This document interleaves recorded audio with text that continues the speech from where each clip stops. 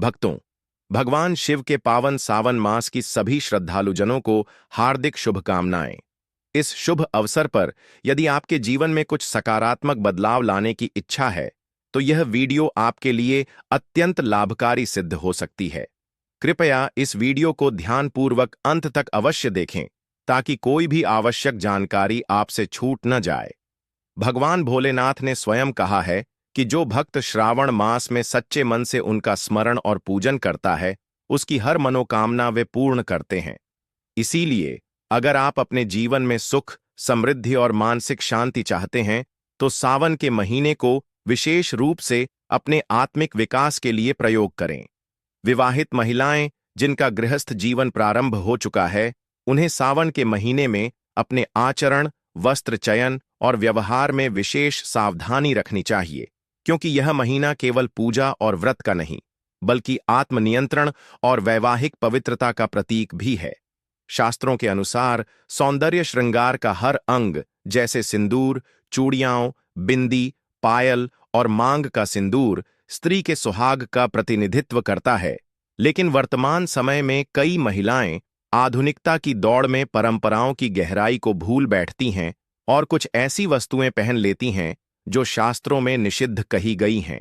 इस सावन मास में विशेष रूप से ध्यान दें कि पति पत्नी के रिश्ते में केवल प्रेम और आकर्षण ही नहीं, बल्कि समझदारी और मर्यादा भी होनी चाहिए। बहुत बार ऐसा होता है कि महिलाएं अपने पति की पसंद के अनुसार कपड़े या आभूषण धारण कर लेती हैं, परंतु उन्हें यह ज्ञात नहीं होता कि कुछ विशेष रंग या धातुएं उनके जीवन साथी के लिए शुभ नहीं होती। उदाहरण स्वरूप, एकदम शुद्ध सफेद वस्त्र, स्वर्ण की पायल या मांग में सिंदूर का अनुचित प्रयोग, ये सब ऐसी छोटी छोटी बातें हैं जिनके पीछे धार्मिक और मानसिक ऊर्जा से जुड़े गहरे संकेत छिपे होते हैं। इन बातों को अंधविश्वास न मानें, बल्कि इसे भारतीय संस्कृति की सूक्ष्म समझ कहें, जो आपके दाम्पत्य जीवन को स्थिर और सुखद बनाए रखने के लिए बनाई गई है। सावन केवल उपवास और जल अर्पण तक सीमित नहीं, यह आत्मशुद्धि, संयम और परिवार में सकारात्मक ऊर्जा लाने का पर्व है। पति पत्नी दोनों को चाहिए कि वे इस मास में एक दूसरे के लिए अधिक समय निकालें, मिलकर भगवान शिव और माता पार्वती की आराधना करें और मन में शुभ विचार रखें। यह महीना केवल व्रत या कथा का नहीं, बल्कि अपने जीवन की दिशा को पुनः सकारात्मकता की ओर मोड़ने का अवसर है। इसीलिए सावधान रहें, समझदारी से हर परंपरा का पालन करें और इस बात का विशेष ध्यान रखें कि आप कोई ऐसी वस्तु न धारण करें जिससे घर में तनाव, नकारात्मक ऊर्जा या आपसी मतभेद उत्पन्न हो।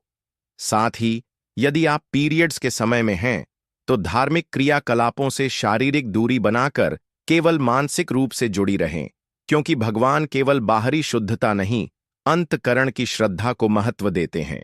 इस सावन मास में आप चाहे व्रत करें या न करें, लेकिन सुबह उठकर जल से स्नान करें, स्वच्छ वस्त्र पहनें, ओम नमः शिवाय का जप करें, शिवलिंग पर जल अर्पित करें और अपने जीवन साथी की लंबी आयु तथा सुखमय जीवन के लिए प्रार्थना करें।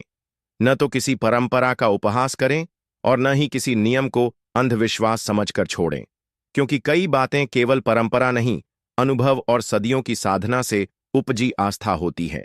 इस प्रकार यदि आप सावन के इस अद्भुत माह में हर दिन भगवान शिव का स्मरण कर सत्य, संयम, पवित्रता और श्रद्धा से जीवन जिएंगे, तो न केवल आपके पति का जीवन सुखी रहेगा, बल्कि आपका दाम्पत्य संबंध भी मजबूत, मधुर और शिवमय बन जाएगा।